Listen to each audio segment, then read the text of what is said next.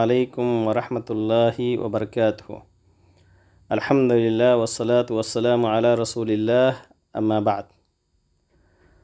آج کے عربی زبان کے سبق میں کتاب کے 19ویں لیسن کی باقی تدریبات ہیں، اس کو انشاءاللہ مکمل کیا جائے گا۔ آئیے دیکھتے ہیں کہ آج کے اس سبق میں ہمارے لیے کیا کچھ نئی چیزیں ہیں سیکھنے کے لیے۔ التدریب الرابع عشر، 14 نمبر مشق۔ کہہ رہے ہیں اقرأ، پڑھیے۔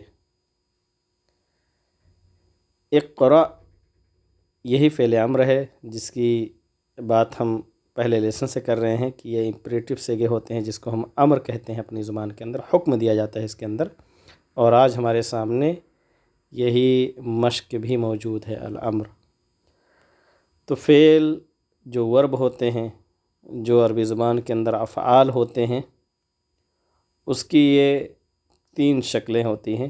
ماضی آپ کو بتایا گیا تھا، اس کا مطلب ہوتا ہے پاسٹ، جو چیز گزر جائے۔ مضارع جو ہوتا ہے یہ 2 زمانوں پر مشتمل ہوتا ہے، ایک تو پرزینٹ یعنی جس کو ہم حال کہتے ہیں اپنی زبان میں، اور دوسرا فیوچر جس کو مستقبل کہتے ہیں۔ تو اس طریقے سے فعل مضارع کا جو صیغہ ہوتا ہے اس میں دونوں ہی زمانے پائے جاتے ہیں۔ اور امر جو ہوتا ہے وہ تو ہم سبھی جانتے ہیں کہ اس میں حکم دیا جاتا ہے اور مخاطب ہوتا ہے، یعنی مخاطب کو سامنے رکھ کر کے کسی چیز کے کرنے کا یا کسی چیز سے رکنے کا حکم ہوتا ہے۔ اور انشاءاللہ رکنے کا جس کو ہم نہیں کہتے ہیں اس کا فریم آئے گا آگے انشاءاللہ، لیکن یہاں ابھی امر ہے یعنی کرنے کا حکم دیا جا رہا ہے۔ قرأ، میں چاہوں گا کہ یہ فریم آپ یاد کریں تاکہ آپ کے لیے آسانی ہو اسے جملوں میں استعمال کرنا۔ قرأ، اس ایک مرد نے پڑھا۔ ماضی اور مضارع یہ دونوں کے 14 صیغے ہوتے ہیں ہر ایک کے۔ انشاءاللہ اس کا بھی کوئی نہ کوئی وال پیپر آپ لوگوں کو سینڈ کیا جائے گا، اور اس کتاب میں دھیرے دھیرے آپ کو ساری شکلیں لے کر کے آئیں گے آپ کے لیے۔ حالانکہ مضارع کے ہم نے بہت سارے صیغے پڑھ بھی لیے ہیں، یقرأ، تقرأ، اقرأ، نقرأ، تو یہ سب انشاءاللہ بتایا جائے گا۔ تو قرأ، اس ایک مرد نے پڑھا، یہ فعل ماضی ہے۔ اگر اسی میں تا لے آئے قرأت، اسے ایک عورت نے پڑھا، تو انشاءاللہ اس کو آگے بتلایا جائے گا۔ یقرأ، وہ ایک مرد پڑھتا ہے یا پڑھے گا۔ اس کا فریم ہم نے پڑھا ہے کہ اگر تقرأ آ جائے تو یہ واحد مؤنث غائب کا صیغہ ہو جاتا ہے، یعنی وہ ایک عورت پڑھتی ہے یا پڑھے گی۔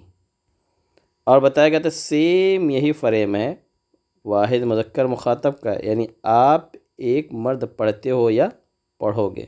تو تقرأ واحد مذکر حاضر کا بھی صیغہ ہے اور واحد مؤنث غائب کا بھی صیغہ ہے۔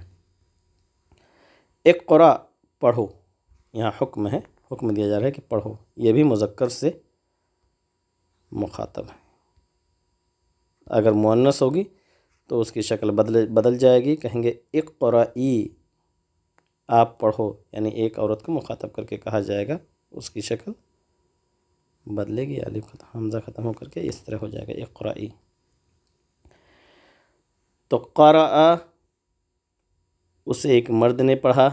یقرأ، وہ ایک مرد پڑھتا ہے یا پڑھے گا۔ اقرأ، آپ پڑھو، میل سے مخاطب ہو کر کے۔ کتب، اسے ایک مرد نے لکھا۔ یکتب، وہ ایک مرد لکھتا ہے یا لکھے گا۔ اکتب، آپ لکھو، آپ ایک مرد یعنی مخاطب یہ مذکر سے ہے۔ فتح، اسے ایک مرد نے کھولا۔ یفتح، وہ کھولتا ہے یا کھولے گا مرد۔ افتح، آپ کھولو۔ خرج، وہ ایک مرد نکلا۔ یخرج، وہ ایک مرد نکلتا ہے یا نکلے گا۔ اخرج، آپ نکلو.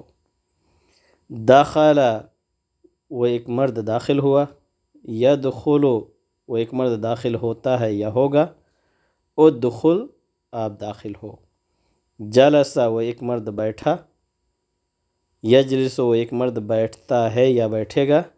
اجلس آپ بیٹھیے. تو یہ جو فریم ہے یہ اس کو آپ بہتر ہے کہ آپ اسی طریقے سے آپ اپنے ذہن کے اندر رکھیں، اس کو لرن کر لیں تو زیادہ بہتر رہے گا. قرأ یقرأ اقرأ، کتب یکتب اکتب، فتح یفتح افتح، خرج یخرج اخرج، دخل یدخل ادخل، جلس یجلس اجلس. اگلی جو تدریب ہے وہ بھی اسی کی مشق ہے. التدریب الخامس عشر، 15واں مشق. یہاں بھی ماضی، مضارع اور امر کا صیغہ ہے. یہاں ماضی انہوں نے دے دیا ہے، ہمیں مضارع اور امر بنانا ہے. سجد یسجد، اسجد.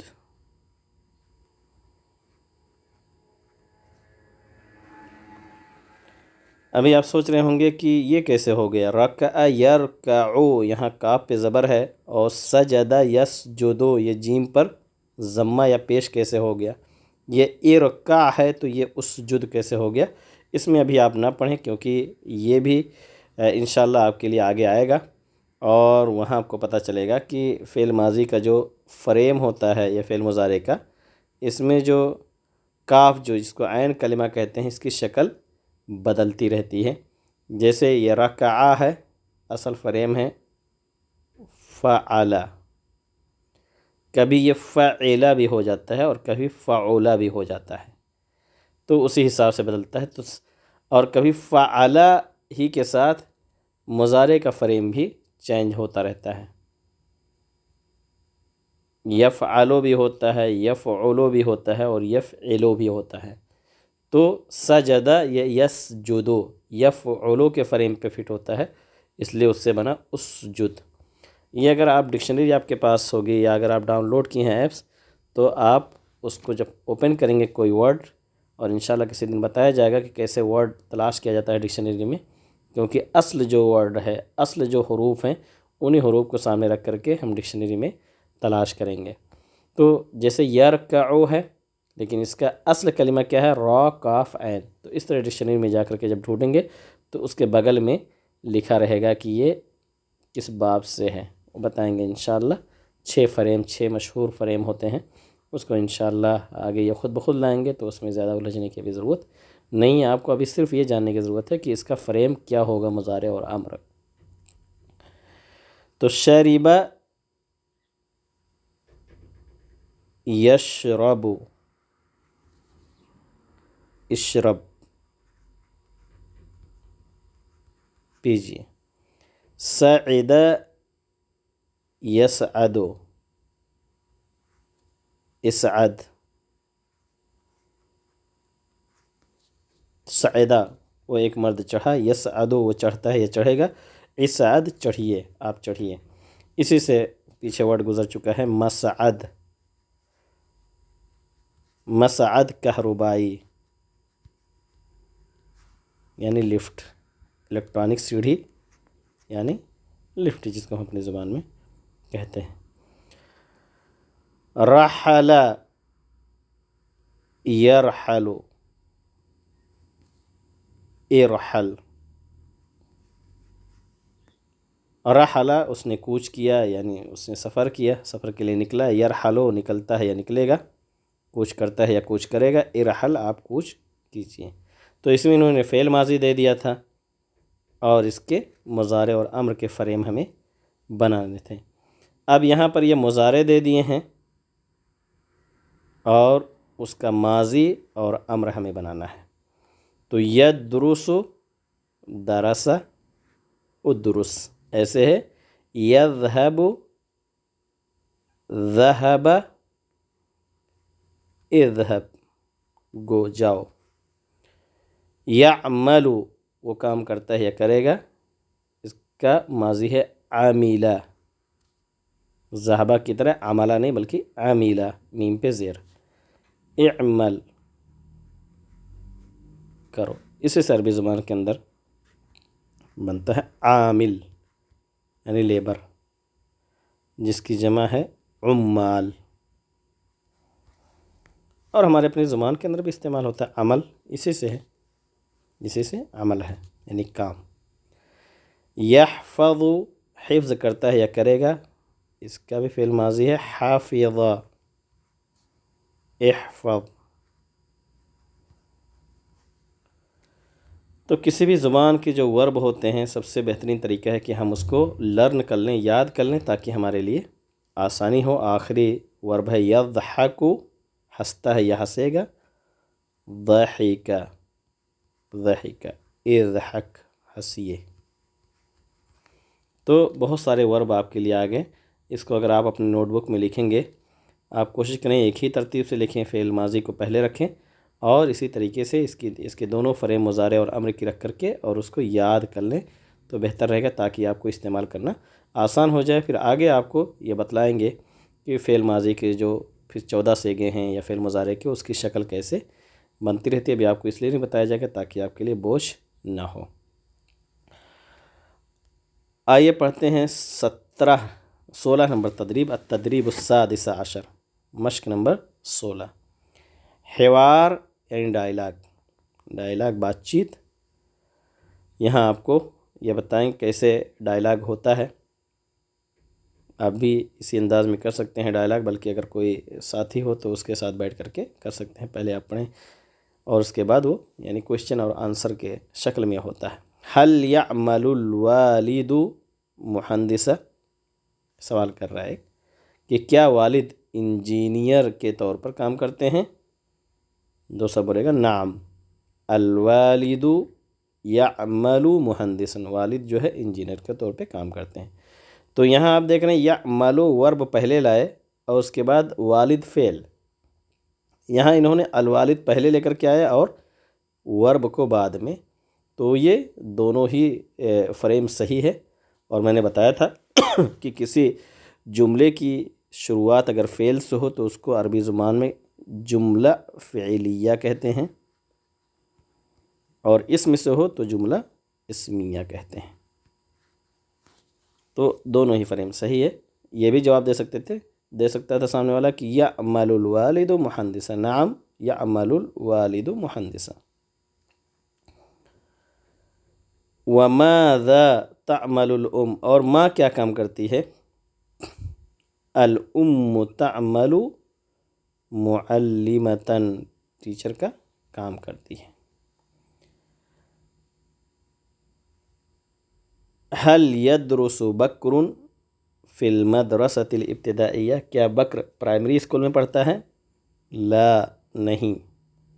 کہاں وہ پڑھتا ہے؟ بتایا تھا انہوں نے کہ هو يدرس فی الجامعہ، وہ یونیورسٹی میں پڑھتا ہے، فی المستوى الاول، فرسٹ لیول میں، پہلے کلاس میں، پہلے درجے میں۔ وَأَيْنَ يَتَعَلَّمُ سَعِيدٌ، سعید کہاں سیکھتا ہے؟